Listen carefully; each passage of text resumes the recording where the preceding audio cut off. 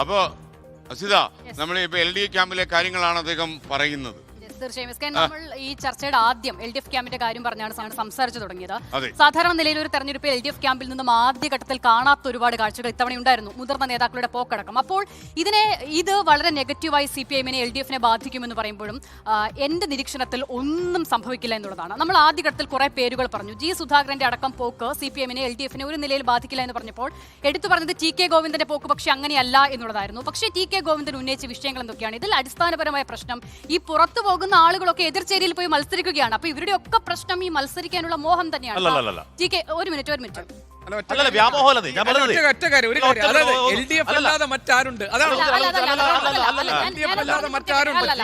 മത്സരിക്കാനുള്ള താല്പര്യമാണോ ദസ്ത പറയുന്നത്? അല്ല, അത് പ്രതിഷേധമാണ്. ഒരു പ്രതിഷേധ രൂപത്തിൽ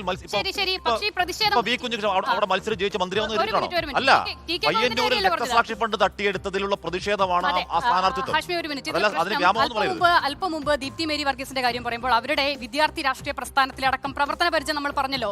ആ പ്രവർത്തന പരിചയം പരിശോധിക്കുകയാണെങ്കിൽ PK ശ്യാമള ഏത് പ്രവർത്തന പരിചയത്തിൽ കുറവുള്ള വ്യക്തിയാണ്? അതുകൂടി നമ്മൾ പറയേണ്ടത്. ഇനി ഇതേ TK ഗോവിന്ദൻ, MV ഗോവിന്ദൻ മാസ്റ്ററുടെ ഭാര്യ എന്ന അഡ്രസ്സിലാണല്ലോ ആ അനൗൺസ്മെന്റിന് ശേഷം മാധ്യമങ്ങളടക്കം അവരെ വിശേഷിപ്പിക്കുകയാണെന്ന് നോക്കൂ. ഈ പറയുന്ന രമണി TK ഗോവിന്ദന്റെ ഭാര്യയാണ്. ഈ രമണിയെ ബ്ലോക്ക് പഞ്ചായത്ത് പ്രസിഡന്റ് ആക്കിയ രാഷ്ട്രീയ പാർട്ടിയുടെ പേരാണ് CPI. ബ്ലോക്ക് പഞ്ചായത്ത് പ്രസിഡന്റ് ആയിരിക്കുമ്പോഴാണ് TK ഗോവിന്ദന്റെ രമണി ഭാര്യ ആവുന്നത്. അതിനു മുമ്പേ അവർ നേതാവാണ്. അതുപോലെ തന്നെയാണ് PK ശ്യാമലയുടെ കാര്യം എന്നുള്ളതാണ് ഞാൻ പറഞ്ഞത്. ഭാവിയിൽ MV ഗോവിന്ദൻ എന്നൊരു CPI നേതാവിനെ വിവാഹം ചെയ്യുമെന്നും അയാൾ ഇതാ CPI-ന്റെ സംസ്ഥാന സെക്രട്ടറി ആകും എന്ന് കണ്ടിട്ടല്ല PK ശ്യാമളയും ഞാൻ പറഞ്ഞില്ല. പ്രശ്നം എന്താണ്? അല്ല, അങ്ങനെയല്ല, അങ്ങനെയല്ല. തെറ്റായ വ്യാഖ്യാനമാണ്. 3 തവണ ആവുകയും അദ്ദേഹം മാറുമ്പോൾ ഭാര്യ അവിടെ കൊണ്ടുവന്ന് പ്രശ്നം എന്താണ്? ഞാൻ പറഞ്ഞത് അതല്ല. വിഷയം എന്താണ്? ഈ പാരമ്പര്യമാണ് TK ഗോവിന്ദൻ ഉന്നയിക്കുന്ന വിഷയം എന്താണ്?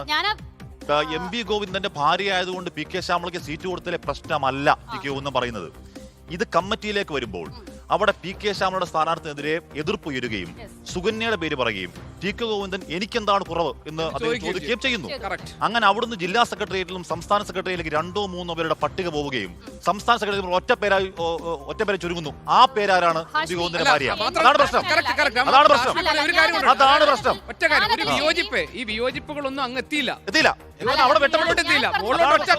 ഞാൻ പറയാൻ ശ്രമിക്കുന്നത് ഈ വശത്തെ മാറ്റി നിർത്തിക്കൊണ്ടല്ല ഞാൻ പറയാൻ ശ്രമിക്കുന്നത്. ഈ MV ഗോവിന്ദൻ എന്ന വ്യക്തിയുടെ അഡ്രസ്സിൽ മാത്രം അഭിസംബോധന ചെയ്യേണ്ട ആളല്ല അവർ എന്നുള്ളത് മാത്രമാണ്.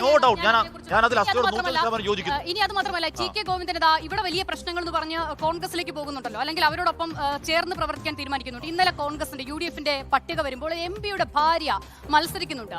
ശ്രീകണ്ഠന്റെ ഭാര്യയാണത്. എത്ര പേർ അറിഞ്ഞു? ശ്രീകണ്ഠന്റെ ഭാര്യ നേരത്തെ മത്സരിക്കുന്നുണ്ട്. അല്ല, ഉണ്ട്. അവരുടെ അഡ്രസ് ശ്രീകണ്ഠന്റെ ഭാര്യ എന്നുള്ളതല്ല. PK ശ്യാമളയുടെ പ്രവർത്തന പരിചയത്തെ ചോദ്യം ചെയ്യില്ല. PK ശ്യാമള സ്ഥാനാർത്ഥിയാകാൻ യോഗ്യയാണ്, അതൊക്കെ ഉണ്ടാവാം. പക്ഷേ MV ഗോവിന്ദന്റെ ഭാര്യ എന്ന ടൈറ്റിലേക്ക് പ്രശ്നം എന്താണ്? PK ഗോവിന്ദൻ പ്രശ്നമേ അതല്ല.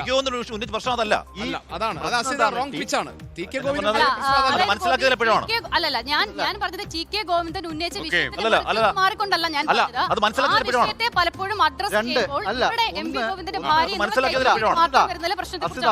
ഒന്ന് ആ പാർട്ടിയുടെ കീഴ്ഘടകങ്ങളിൽ നിന്നാണ് ആ എതിർപ്പുണ്ടായത്.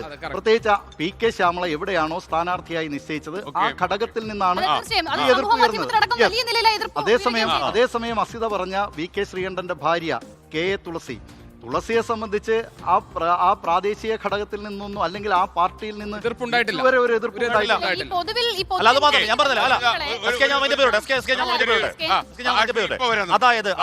അതായത് ഒരു സ്ത്രീയുടെ അസ്തിത്വം എന്ന് പറയുന്നത് ഒരാളുടെ ഭാര്യയാണെന്നുള്ള കാര്യം 100% തെറ്റ്. അതായത് PK ശ്യാമള അയോഗ്യത MV ഗോവിന്ദന്റെ ഭാര്യയാണെന്ന് 101% തെറ്റ്. അതേസമയം CPM-ന്റെ സംഘടനാ രീതിക്ക് അനുസരിച്ച് ഒരു കമ്മിറ്റിയിൽ നിന്ന് മേൽ കമ്മിറ്റിയിലേക്ക് പോകുമ്പോൾ ചർച്ച ചെയ്ത് തീരുമാനിക്കേണ്ടെന്ന് ഒരൊറ്റ പേരാവുന്നതാണ് TK ഗോവിന്ദൻ ചൂണ്ടിക്കാട്ടിയത്. അതാണ് CPM സംഘടന. നമുക്കിനി അങ്ങോട്ട് വരാം. നമുക്കൊരു ചെറിയ ഇടവേള എടുക്കണം. ചർച്ചയൊക്കെ വളരെ സജീവമായിട്ട് നടക്കുന്നുണ്ട്. ഓക്കെ, ലോകത്തെവിടെയായാലും ഏത് സമയത്തും 24 വാർത്തകളും ഓഗ്മെന്റഡ് റിയാലിറ്റി പാക്കേജുകളും എക്സ്പ്ലെയിനറുകളും വിശദമായി കാണാൻ ഞങ്ങളുടെ YouTube ചാനൽ നിങ്ങൾക്ക് സബ്സ്ക്രൈബ് ചെയ്യാം.